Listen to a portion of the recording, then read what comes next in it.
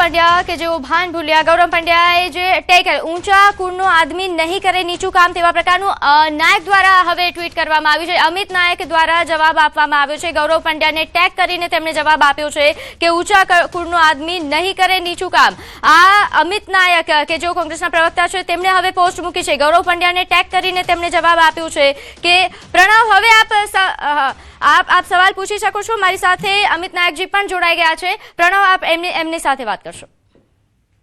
Doctor Amit નાયક પણ કોંગ્રેસ પાર્ટીના એક પ્રવક્તા છે અને સાથે જે ગૌરવ પંડ્યા છે, ગૌરવભાઈ પણ કોંગ્રેસ પાર્ટીના નેતા છે. કદાચ આ જે લડાઈ થઈ રહી છે એ હવે પોસ્ટલ વોટ સુધી પહોંચી છે.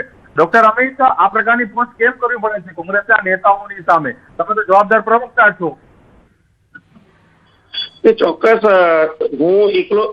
હું પોતે જવાબદાર વ્યક્તિ છું અને જેમ મારી જવાબદારી સમજુ છું પ્રણવભાઈ, એમ પાર્ટીના નાનામાં કાર્યકર્તા પણ પોતાની જવાબદારી અને ભાનને સમજીને કાર્ય કરતા હોય છે. જ્યારે પ્રદેશમાં અને એમાં ખાસ કરીને એઆઈસીસી સુધી કામ કરનાર કહેવાનું કે જેઓ શીર્ષ નેતૃત્વને એક સીધી રીતે વાત કરી શકે છે. કોઈ પણ ત્રુટિ હોય, પક્ષમાં કોઈ પણ પ્રકારની ત્રુટિ હોય કે કોઈ પણ કામમાં કોઈ નારાજગી હોય, તો જે લોકો ડાયરેક્ટ પાર્ટી હાઈકમાન્ડ સુધી સીધી કનેક્ટિવિટી ધરાવતા લોકો છે, એ લોકો સોશિયલ મીડિયાના પ્લેટફોર્મ પર આવા વ્યંગ કરે, આવી કહાવતો લખે, અને એ બી ત્યારે જ્યારે સન્માનનીય પ્રદેશ સંગઠનના ઇન્ચાર્જ પ્રભારી શ્રી આવવાના હોય અને જે મૂળ વાત છે કે ભાઈ પરિણામોની સમીક્ષા કરવાની જે પાર્ટીના ઘરની વાત છે, જે બંધ બારણે કરવાની હોય. એટલે મેં આ જે 1 મહિનાથી ચાલી રહ્યું છે આજે જે કિસ્સાઓ, જે વ્યંગ, એટલે આજે સવારે ક્યાંક એવું ફરતી સોશિયલ મીડિયા પર ધ્યાન આવ્યું. એટલે હું તો એક પાર્ટીનો બહુ નાનામાં નાનો કાર્યકર્તા છું. મારી ઉંમર પ્રમાણે, મારી રાજકીય સમજ પ્રમાણે મારા કરતા હજારો ગણી સમજ ગૌરવભાઈમાં જે બહુ સિનિયર અમારા આગેવાન છે. અને ખરેખર મેં જે ગુજરાતી લોક કહેવત છે, બગુ લાવો સવારમાં કદાચ મોડી સાંજે ગૌરવભાઈ શાયરાના અંદાજમાં આવ્યા છે, તો મેં કહ્યું મારા વડીલ છે, તો હું પણ એક સારી ગુજરાતી બહુ જ ફેમસ કહેવત છે એના સંદર્ભમાં જ મેં એવી કહેવત લખી કે ભાઈ ઊંચા કુળનો આદમી કરે નહીં નીચું કામ, એ તો ગઢપત ભાંગે ગામ પણ ખાતર ના પાડે ખીમરા. એટલે જે ખરેખર મોભી વ્યક્તિ કહેવાય સામાજિક રીતે, રાજકીય રીતે, એ ગમે તેવી વિકટ પરિસ્થિતિમાં, વિષમ પરિસ્થિતિમાં પોતાના કુળ, પરિવાર, પક્ષ એને ક્યાંય પણ નીચા જોવું પડે એવું કોઈ પણ પ્રકારનું સ્ટેટમેન્ટ ના આપે અને એવું કોઈ કામ ના કરે કે જેથી પાર્ટીના કાર્યકર્તાઓનું મોરલ તૂટે.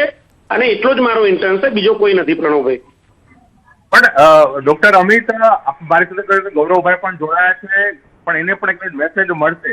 પરંતુ આ પ્રકારની સોશિયલ મીડિયામાં એકબીજાને આક્ષેપો, પ્રત્યાક્ષેપો કરવા, તેનાથી કંઈક પાર્ટી નુકસાન થઈ રહ્યું છે માનો છો? કારણ કે પહેલા તમે જ કહી રહ્યા છો કે કદાચ પાર્ટીનો આંતરિક મામલો છે, પાર્ટીના નેતાઓ, નેતૃત્વએ બેસીને નક્કી કરવું જોઈએ કે શું થયું. પરંતુ જે રીતે જાહેર મંચ ઉપર આ પ્રકારની જે દ્રુતવાદ દેખાઈ રહ્યું છે, તે દેખાઈ રહ્યું છે, સ્પષ્ટ દેખાઈ રહ્યું છે.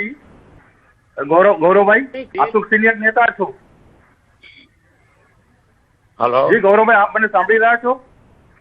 હા જી ગૌરવભાઈ, આપ પણ મારે કોઈ વ્યક્તિગત સાથી કે કોઈ વ્યક્તિગત કોંગ્રેસના પ્રવક્તા કે કોઈના બી બાબતે કોઈ ટિપ્પણી કરવી નથી. મેં કોઈ વ્યક્તિગત વાત કરી નથી. અને અમિત નાયકે મારું નામ ટેગ કરીને કર્યું હોય તો એ બહુ ખેદજનક છે. વ્યક્તિગત કરતા મને બી આવડે છે, ખૂબ ઘણું આવડે છે અને હું ઘણું કરી શકું છું. પણ હું એ નિવારવા માંગુ છું કે કોઈ આ વ્યક્તિલક્ષી વાત નથી, આ પાર્ટીલક્ષી વાત છે.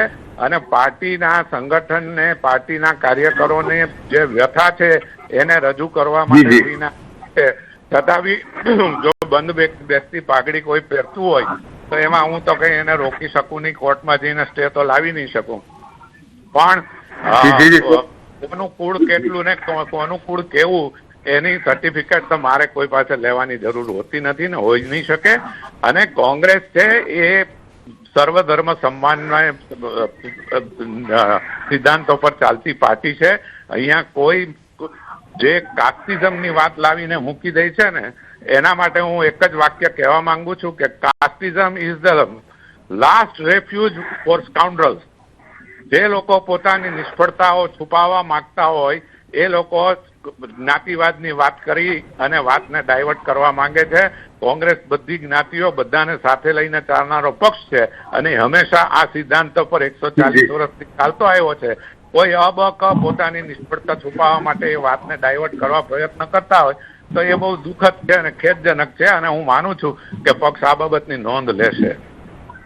જી ચોક્કસ ગૌરવભાઈ, આપનો પણ આભાર અમારી સાથે વાતચીત કરવાની Thank you. અને સાથે જ ડોક્ટર અમિત આપનો પણ આભાર, કારણ કે પક્ષ અહીં છે તે મૂકે છે, પરંતુ એ હું સ્પષ્ટ છે કારણ કે જે રીતે કોંગ્રેસ પાર્ટીનો ચૂંટણીઓની અંદર જે પરિણામ આવ્યા ત્યારબાદ સોશિયલ મીડિયાના માધ્યમથી જ અનેક લોકો ક્યાંક ને ક્યાંક સંગઠનની સામે પણ સવાલ ઉઠાવી રહ્યા છે, અને સાથે જ જે રીતે કોંગ્રેસના જે વરિષ્ઠ નેતા છે ગૌરવ પંડ્યા, તેઓ પણ પોતાના સોશિયલ મીડિયાના માધ્યમથી જે વાત છે તે અહીં મૂકી છે, અને ક્યાંક શબ્દો પણ છે તેની અંદર ગદર્ભ અને બિલકુલ. કાગડા જેવા શબ્દોનો ઉપયોગ કર્યો છે, પરંતુ ચોક્કસ કહી શકાય કે ડોક્ટર અમિત શાહે પણ સામે પોતાનો પણ એક ટેક કરીને ક્યાંક જવાબ દીધો, પરંતુ ચોક્કસ એ સ્પષ્ટ થઈ રહ્યું છે કે આવતીકાલની વ્યૂહ બેઠકમાં જોવાનું રહેશે કે શું થાય છે અને શું તેનું તથ્ય છે તે બહાર જી આવે છે. બિલકુલ પ્રણવ, બિલકુલ બિલકુલ આશા રાખીએ કે આમના આંતરિક વિકાસનો સુખદ અંત આવે.